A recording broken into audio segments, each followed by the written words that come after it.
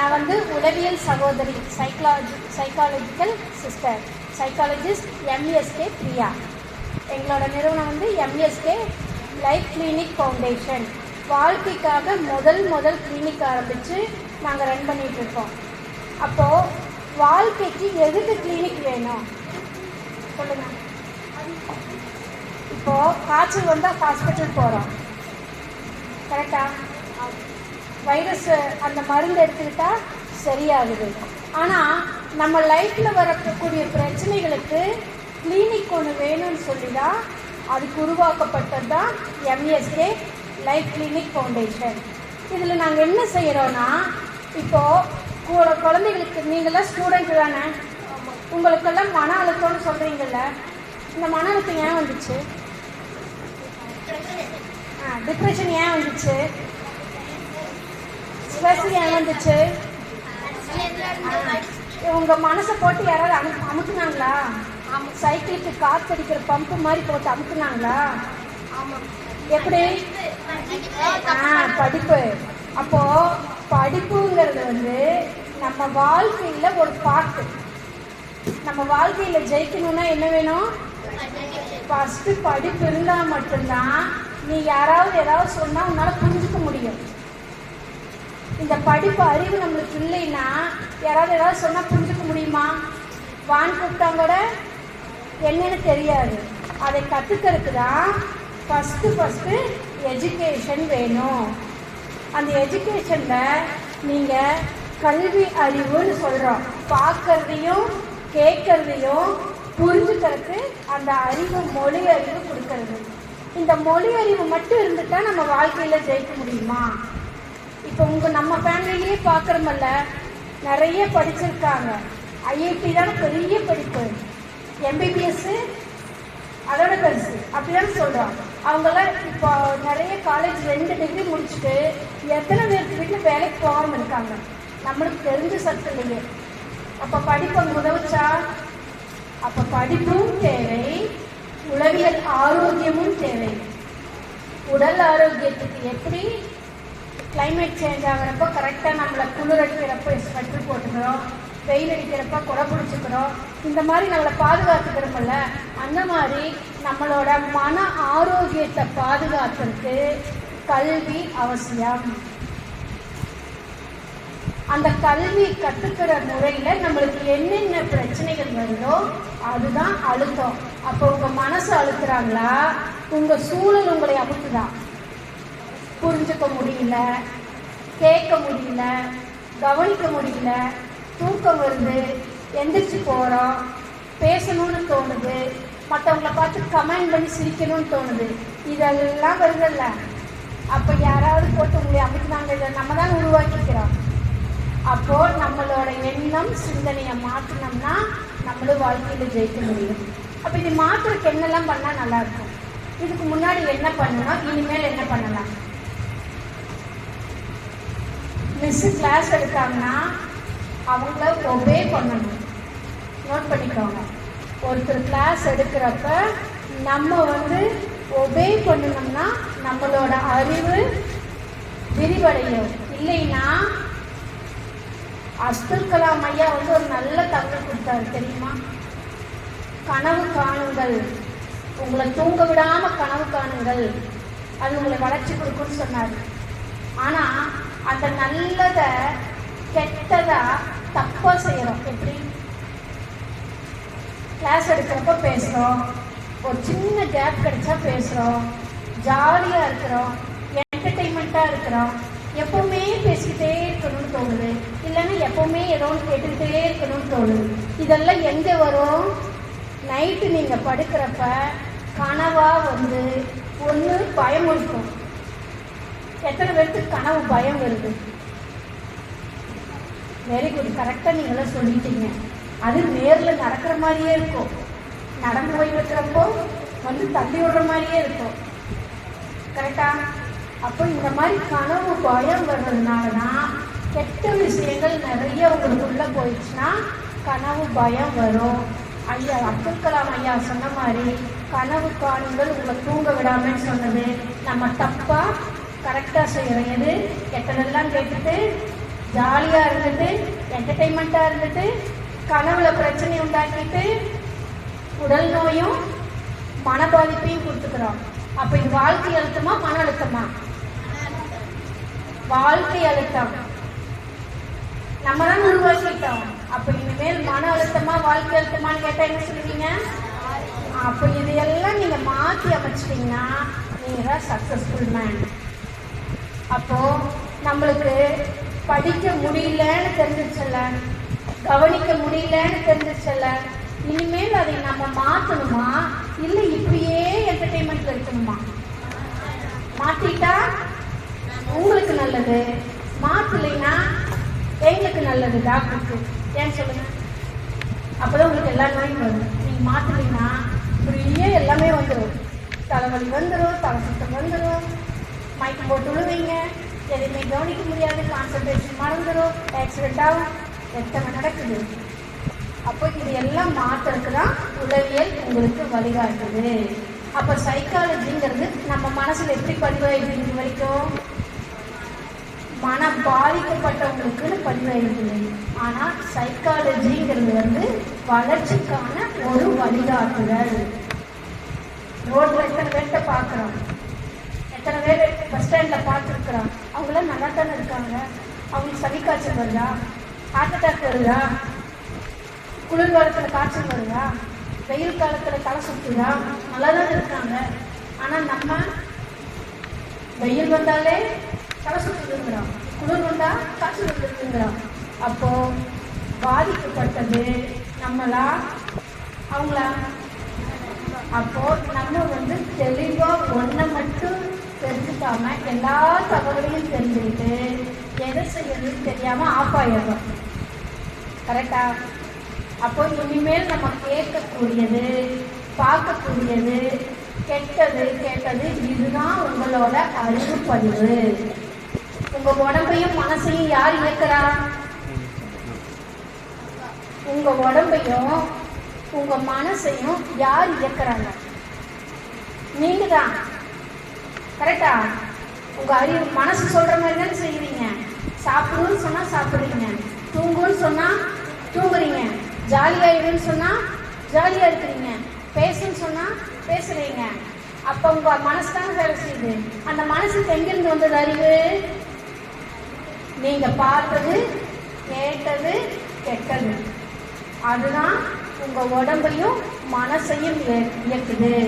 அப்போ ஒவ்வொரு நாளும் ஒவ்வொரு தகவலை நம்ம தெரிஞ்சுக்கிட்டு நல்ல விஷயங்களோட பயணிச்சோம்னா நம்ம ஜெயிக்க முடியும். அப்போ வாழ்க்கையை முன்னேற்றத்துக்கு நம்மளை நம்ம தூக்கணுமா, நம்மளை 4 பேர் தூக்கி விடணுமா? நம்மளை 4 பேர் தூக்கி விட்டா என்ன ஆகும்? இது வரைக்கும் அதான செஞ்சுட்டு இருக்காங்க. அம்மா பிடிச்சி புஷ் பண்றாங்க, காலையில் எந்திரிச்சு எந்திரி லேட்டாச்சு 8ஆச்சு இன்னும் எந்திரிக்கலையா, ஸ்கூலுக்கு பஸ் வந்துடும், ஸ்கூலுக்கு வேன் வந்துடும், ஆட்டோ வந்துடும், சீக்கிரம் தள்ளி விட்டுட்டே இருக்கிறாங்க. ஸ்கூலுக்கு போனால் டீச்சர்ஸு படின்னு தள்ளி விட்டுட்டே இருக்கிறாங்க. கரெக்டா? வீட்டுக்கு வந்தால் பேரண்ட்ஸ் படின்னு தள்ளி விட்டுட்டே இருக்காங்க. மொத்தத்தில் உங்களை 4 பேர் தள்ளி விட்டுட்டே இருக்காங்களா? வளர்ச்சி வந்துச்சா? இல்லை. அப்போ நம்மளை நம்ம ஃபஸ்ட்டு தூக்கணும். நம்மளை நம்ம தூக்குனாதான் உலகம் நம்மளை மேலே எடுத்துட்டு போகும். அப்போ நம்மளை தூக்கிறதுக்கு என்ன வேணும்? நம்ம யாருன்னு தெரிஞ்சுக்கணும், நம்ம எங்கே இருக்கிறோன்னு தெரிஞ்சுக்கணும். நம்ம சொல்லி தான் செய்யறோம், 10 தடவை சொன்னாதான் நம்மளால புரிஞ்சுக்க முடியும் அப்படின்னா நம்ம மனப்பாடம் பண்ணி படிச்சுக்கிட்டு இருக்கிறதுக்கு சமம். ஒரு தடவை படிச்சா ஏன் புரியல? சினிமா ஒரு தடவை சினிமா பார்ப்பீங்களா? நீங்களாம் பார்ப்பீங்களா? ஒரு தடவை பார்த்தா எப்படி புரியுது? அந்த ட்ரெஸ் கோடிங்லேருந்து, சீனரியிலேருந்து, பாட்டுலேருந்து எல்லாம் புரியுதல்ல. ஏன் பாடம் மட்டும் ஒரு தடவை படித்தா புரியல? 10 தடவை படிக்கிறோம், என்னைக்காவது சிந்திச்சு பார்த்தோமா? இன்ட்ரெஸ்ட், ஆர்வம் இல்லை. அப்போ ஆர்வத்தை நம்ம தானே கொண்டு வரணும். அப்போ இனிமேல் இல்லைங்கிறது உங்களை நீங்கள் தூக்கிறதுக்கு நீங்கள் ஆர்வத்தை நீங்கள் தான் உண்டாக்கணும். மற்றவங்க சொல்லி தான் நம்ம செய்கிறோன்னா நம்ம லேபர் மைண்ட், கூலி மனநிலை. முன்னாள் முதலமைச்சர் யாரு? இன்றைய முதலமைச்சர் யாரு? இங்கிலீஷ் லெசன்ல ஃபர்ஸ்ட் லெசன்ல எத்தனை கொஸ்டின் இருக்கு? அந்த சவுண்ட் ஃபர்ஸ்ட் வந்த சவுண்ட் செகண்ட் வரல இல்ல. அப்ப நம்ம மனசு என்னன்னா என்டர்டைன்மெண்ட்டை தான் தேடும், ஜாலியை தான் தேடும். அதை நம்ம முறைப்படுத்தலைன்னா நம்ம லைஃப் நம்மளுக்கே கேள்விக்குறியாயிடும். உங்க வீட்டுல உயிர் யாரு? அம்மா. அந்த அம்மா, பாட்டி, அப்பா இவங்கெல்லாம் யார உயிரா நினைக்கிறாங்க? உங்களை. உங்க ஸ்கூல்ல இருக்கிறவங்க எல்லாம் உயிரா யார நினைக்கிறாங்க? உங்களை. நீங்க யார நினைக்கிறீங்க? நிஜமாவா? பரவாயில்லையா? அம்மா அப்பா யாரும் திட்டுறது இல்லையா? நீங்க திட்டுறீங்களா? அம்மா அப்பா உங்களை திட்டுவாங்க? ஏன் திட்டுறாங்க? தப்பு செய்யறது இல்ல, முறையா செய்யலன்னு சொல்லி உங்களை வழிபடுத்துறதுக்கு திட்டுறாங்க. யாரெல்லாம் உங்களை திட்டுறாங்களோ அவங்கள நீங்க பாராட்டணும். கரெக்டா? அம்மா திட்டுனாங்கன்னா நம்மளை முறைப்படுத்துறாங்க. டீச்சர்ஸ் திட்டுனாங்கன்னா உங்களோட அறிவு விரிவடைகிறதுக்கு ஹெல்ப் பண்றாங்க. அப்ப நம்ம அதை எடுத்துக்கிட்டு நம்மளை நம்ம தூக்கிட்டு வந்தோம்னா நம்ம வாழ்க்கையில ஜெயிக்க முடியும். திட்டாங்களேன்னு சொல்லி அவங்க மேல வெறுப்புணர்வுல இருக்கணுமா, நம்மளை தூக்குறாங்கன்னு சொல்லி சந்தோஷப்படணுமா? இனிமேல் இதுவரைக்கும் எப்படி இருந்தோம்? இதுவரைக்கும் நம்ம எப்படி இருந்தோம்? அம்மா திட்டாலோ, டீச்சர்ஸ் ஹோம்ஒர்க் எழுதலன்னு சொல்லி ஒரு பனிஷ்மெண்ட் கொடுத்தாலோ எப்படி எடுத்துட்டோம்? சபிச்சுட்டு இருந்தோம். கரெக்டா? இந்த மிஸ் இன்னைக்கு லீவ் போடக்கூடாதா, 4 நாளைக்கு லீவ் போட்டு வீட்டில் உட்காந்தா இருந்தீங்க, இங்க கிளாஸ் எடுத்து அடுக்கிறாங்க அப்படின்னு நினைச்சோம். அப்ப மறைமுகமா அவங்கள சபிக்கிறோம். இனிமேல் அவங்கள நம்மளோட வழி நடத்துறதுக்கும் நம்ம வாழ்க்கையில ஜெயிக்கிறதுக்கும் இவங்க மறைமுகமா நம்மளுக்கு உதவி செய்யறாங்க. அப்போ உங்களை கொஞ்சம் மட்டுமே பேசினாலோ, உங்களுக்கு சப்போர்ட் பண்ணி பேசினாலோ என்ன ஆகும்? அசால்ட் ஆயிடும். உன் ஃப்ரெண்ட்ஸ் எல்லாம் எப்படி பேசுறாங்க? உனக்கு தகுந்த மாதிரி பேசுறாங்களா? அதனாலதான் உங்களுக்கு பிடிக்கும். அதே ஃப்ரெண்டு ஏன்டி இப்படி பண்ண, உனக்கு அறிவு இல்லையான்னு கேட்டா அது ஃப்ரெண்டா வச்சுக்குவீங்களா? வச்சுக்க மாட்டோம். அப்போ இனிமேல் நம்ம என்ன பண்ணணும்னா நம்மளை உயர்த்துறது நல்ல நட்பு வட்டத்தை நம்ம வச்சுக்கணும். சரியா? நல்ல நண்பர்கள் வட்டத்தை வச்சுக்கணும். உங்களோட தவறுகளை சுட்டி காமிக்கிற நண்பர்கள் தான் உங்களுக்கு சரியான நண்பர்கள். நீங்க சொல்றதுக்கெல்லாம் சரின்னு சொல்றவங்க உங்களை கீழே தள்ளிட்டு அவங்க மேல வந்துடுவாங்க. இது உங்களுக்கு எப்ப புரியும்னா இன்னொரு 10 வருஷம் கழிச்சு புரியும். அவங்க படிச்சு நல்ல மார்க் எடுத்துருவாங்க, நீங்க அப்படியே இருப்பீங்க. அவங்க படிக்க வேண்டிய நேரத்துல அவங்களுக்கு ஒரு தடவை படிச்சா போதும், உங்களுக்கு 10 தடவை படிக்கணும். அவங்க ஜாலியா இருந்துட்டு ஒரு தடவை படிச்சு மார்க் எடுத்துருவாங்க, நீங்க 10 தடவை படிச்சுட்டு மறந்துட்டு ஃபெயில் ஆயிடுவோம். கரெக்டா? கரெக்டா? நீங்க சொல்றீங்கல்ல, பாரு எங்கோடையே சுத்திட்டு இருந்தா, எங்கோடையே பேசிட்டு இருந்தாங்க, அவங்க மார்க் எடுத்துட்டாங்க, நான் மட்டும் ஃபெயில் ஆயிட்டேன். ஃபெயில் பண்ணியிருக்கிறோமா? இனிமேல் நம்மளே நம்ம பாதுகாத்துக்கணும். அதுக்குதான் உளவியல் உங்களுக்கு வழிகாட்டுது. அடுத்தது, உங்களோட உணர்வுகளும் உணர்ச்சிகளும் கோபத்துக்கு போகுதா? எத்தனை பேர் கோபப்படுறீங்க? எதுக்கு கோபப்படுவீங்க? உங்களுக்கு பிடிச்ச மாதிரி கிடைக்கலைன்னா கோபம் வரும். நீங்க கேட்ட நூடுல்ஸ் செஞ்சு தரலைன்னா கோபம் வரும். நீங்க கேட்ட ட்ரெஸ் எடுத்து கொடுக்கலன்னா கோபம் வரும். அப்போ கோபத்தை நம்ம முறைப்படுத்தணும். எதுவுமே முறைப்படுத்தலைன்னா நம்மளுக்கு அதிகமா பிரச்சனைகள் வரும். நம்மளுக்கு நம்மளோட படிப்பு பத்தி எதுவுமே ஞாபகத்துக்கு வராது. ஆனா கோயம்புத்தூருக்குள்ள நம்ம சுற்றி இருக்கிற மாவட்டங்கள்ல எந்த ஹோட்டல் இருக்கு, எந்த ட்ரெஸ் கடை இருக்குதுன்னா பாயிண்டா வரும். கரெக்டா? அப்போ நம்ம அறிவு எதுக்கு வேலை செய்யுது? என்டர்டைன்மெண்ட்டுக்கு. நீங்க ஒரு கெட்ட விஷயத்தை 2 தடவை பார்த்தீங்கன்னா மனசுல பதிஞ்சிடும். ஆனா ஒரு நல்ல விஷயத்த உங்களுக்குள்ள நாங்கள் கொண்டு போகிறது 400 முறை உளவியல் ரீதியில் வேலை செய்யணும். எத்தனை முறை? உங்க மிஸ் 400 முறை. உங்க மிஸ் எத்தனை தடவை கிளாஸ் எடுக்கிறாங்க? ஒரு தடவை. ஆனா ஒரு நல்ல விஷயத்தை உங்களுக்கு போட்டு டெவலப்மெண்ட் கொடுக்கறதுக்கு 400 முறை உளவியல் ரீதியில் வேலை செய்கிறப்பதான் அது உங்களுக்கு வளர்ச்சி கொடுக்கும். அதே ஒரு விஷயம் மொபைல் பார்க்குறீங்க, ஒரு அடிக்ஷன் மாதிரி ஆயிடுச்சு, உங்களுக்கு ரீல்ஸ் பார்க்கணும்னு தோணுது. நீங்களாம் பார்க்க மாட்டீங்க, நல்லவங்கன்னு நினைக்கிறேன். சரி, ரீல்ஸ் பார்க்குறீங்க, அதை பார்க்கக்கூடாதுன்னு பேரண்ட்ஸ் திட்டுறாங்க, நீங்களும் போராடுறீங்க, அழுகுறீங்க. 10 நிமிஷம், அரை மணி நேரம், 1/4 மணி நேரம், எல்லாத்து வீட்லையும் இவ்வளோ நேரம் பார்க்குறாங்க, எனக்கு தரமாட்டீங்களான்னு சண்டை பிடிக்கிறோம், அழுகிறோம், சாப்பிடாம இருக்கிறோம், தூங்காமல் இருக்கிறோம். இதெல்லாம் செய்கிறோமா? அந்த ஒரு விஷயத்தை நாங்கள் மாற்றணும்னா 800 முறை உங்களுக்கு ஒர்க் பண்ணணும். எத்தனை முறை? 800 முறை. அப்போதான் நீங்கள் அந்த ஒரு பிரச்சனையிலேருந்து வெளியில் வர முடியும். அந்த மாதிரி ஒரு நாளைக்கு நம்ம எத்தனை பிரச்சனைகளை சேர்த்து வச்சிருக்கிறோம்? கோவப்படுறோம், டென்ஷன் ஆகிறோம், எக்ஸாம் கண்டா பயந்துக்கிறோம், கிளாஸ் எடுத்தால் பிடிக்க மாட்டேங்குது, அம்மா பேசினா கோவம் வருது, ஃப்ரெண்ட்ஸ் பேசலன்னு அழுகு வருது, என்னை வெளியில் விட மாட்டேங்கிறீங்கன்னு கோவம் வருது, விளையாட விடலன்னு கோவம் வருது, எனக்கு கேட்ட ட்ரெஸ் எடுத்து கொடுக்கலன்னு அழுகிறோம். இப்படி எத்தனை விஷயங்கள், கெட்ட விஷயங்கள் நம்மளுக்குள்ளே போயிருக்குது. அப்போ இதையெல்லாம் நம்ம மாற்றிட்டோம்னா நம்மளும் வாழ்க்கையில் ஜெயிக்க முடியும். நேற்று நம்ம எதாவது மாற்ற வேண்டியது, இதுக்கு முன்னாடி என்ன இருந்தது, இனிமேல் நம்ம என்ன மாற்றிக்கலாம், என்ன தெரிஞ்சுக்கிட்டீங்க? இப்போ உங்களை திட்டுனாங்கன்னா ஃபஸ்ட்டு ஏன் திட்டுறாங்கன்னு மனசில் கொண்டு வரணும். சும்மா யாராவது உங்களை கூப்பிட்டு திட்டுவாங்களா? படிக்க சொல்லி படிக்கலைன்னா திட்டுவாங்க.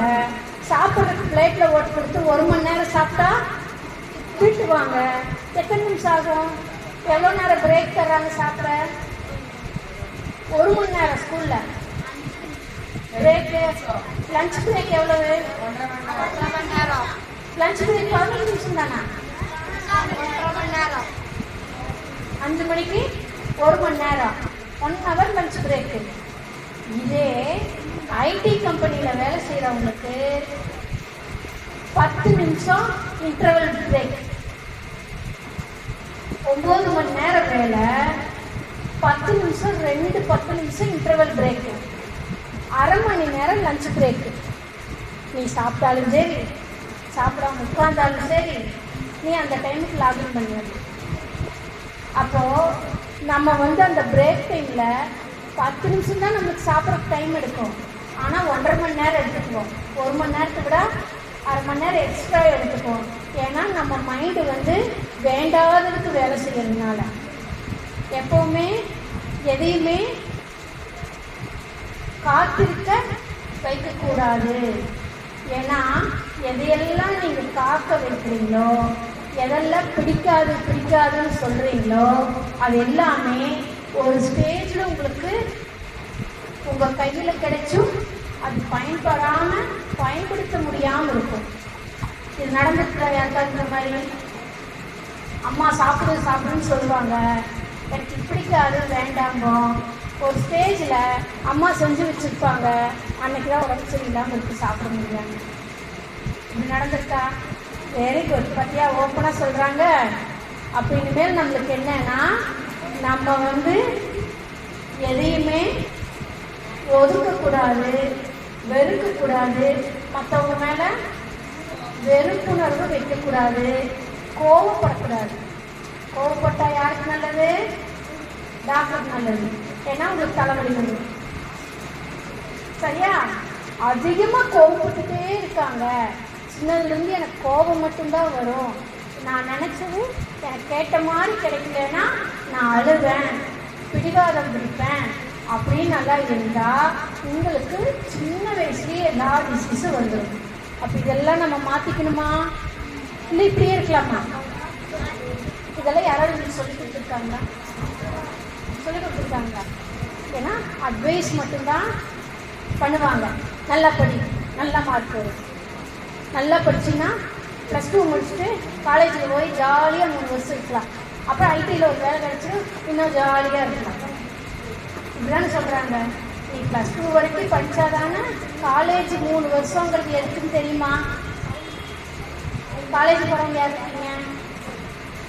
Very good. காலேஜுக்கு 3 வருஷம் எதுக்கு போகிறோம் தெரியுமா? படிக்கிறதுக்கு. இப்படிதான் எனக்கு சொல்லி கொடுத்தாங்க. அதாவது 3 ஆண்டுகள் காலேஜ் படிப்புகள் வந்து தொடர்ந்து 3 ஆண்டுகள் இருக்கு. எல்கேஜி 3 வருஷம் இருக்கா, யூகேஜி 3 வருஷம் இருக்கா, செகண்ட் ஸ்டாண்டர்ட் 3 வருஷம் இருக்கா? ஏன் காலேஜ் மட்டும் 3 வருஷம்? ஏன்னா காலேஜ் 3 வருஷங்கிறது வந்து ஒரு அறிவை மாற்ற 1000 நாட்கள் தேவை. நீங்கள் இது வரைக்கும் +2 வரைக்கும் பாடத்திட்டம் படிச்சுட்டு வந்துட்டீங்க. உங்களோட வாழ்க்கையில் பொருளாதாரத்தை ஈட்டுவதற்கான கல்வி தான் காலேஜ் கற்றல். அந்த 3 வருஷத்தில் ஜாலியாக என்டர்டெயின்மெண்ட்டாக இருந்தால் வேலை கிடைக்குமா? இந்த 12 வருஷம் படித்ததை விட 12 மடங்கு எக்ஸ்ட்ரா படிக்கணும். அப்போதான் நல்ல வேலை கிடைக்கும். இல்லைன்னா என்ன ஆகும்? வேலை இல்லாமல் எத்தனை பேர் இருக்காங்க, நான் படித்த படிப்புக்கு வேலை கிடைக்கல, நான் ஏன்னா வேலை செய்ய தெரியாது.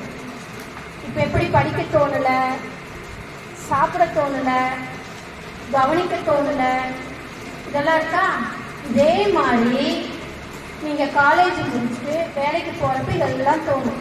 படிக்க தோணலை, வேலைக்கு போக தோணலை, சாப்பிட தோணலை, சாப்பாடு வேண்டாம், இப்போ ட்ரெஸ்ஸு வேணும், அப்போ ட்ரெஸ் வேண்டாம், எனக்கு எதுவும் வேண்டாம் அப்படிங்கிற மனநிலைக்கு தள்ளி விட்டுரும். அப்போ காலேஜ் படிப்புங்கிறது வந்து 3 ஆண்டுகள் உங்களுடைய பொருளாதாரத்தை ஈட்டுவதற்கான கற்றல் தான்.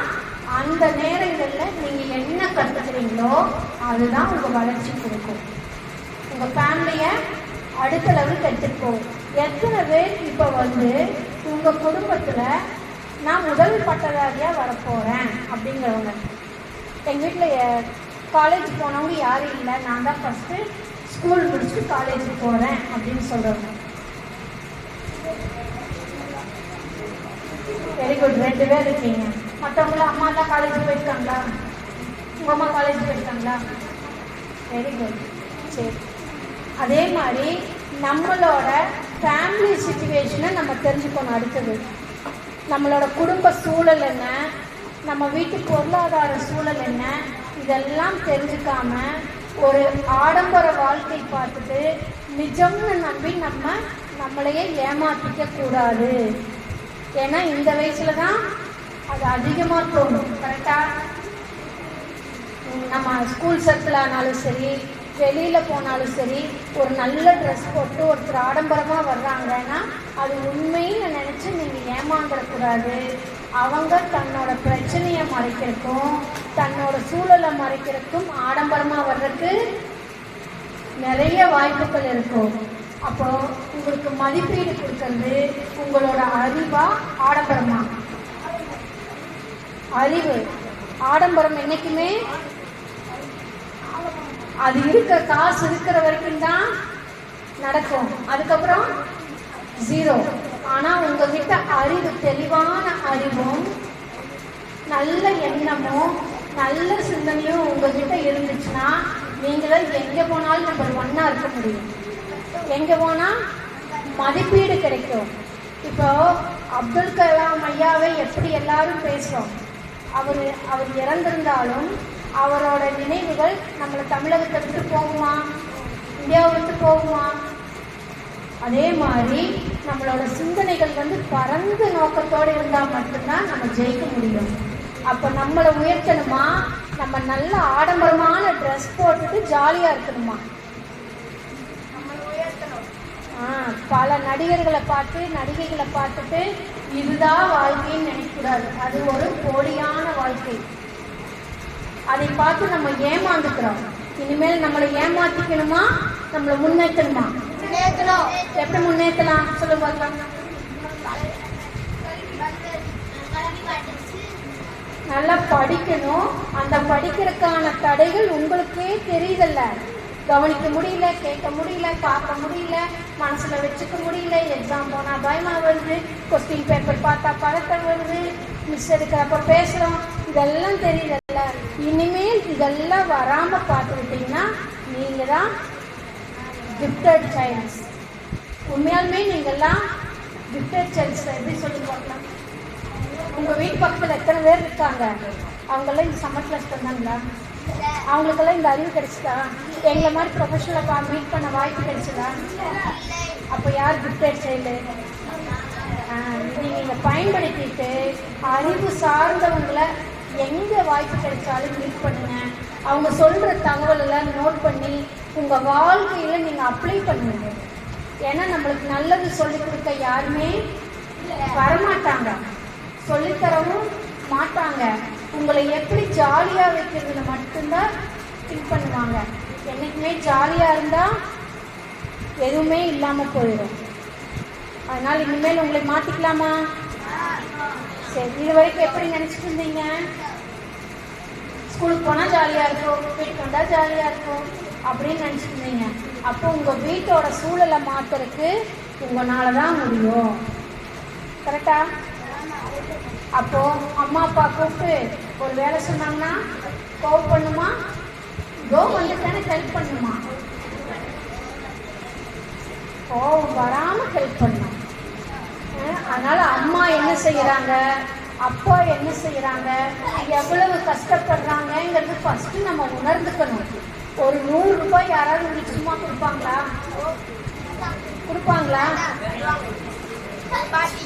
பாட்டி கொடுப்பாங்க. அவங்களுக்கு எங்கேருந்து வந்தது 100 ரூபா?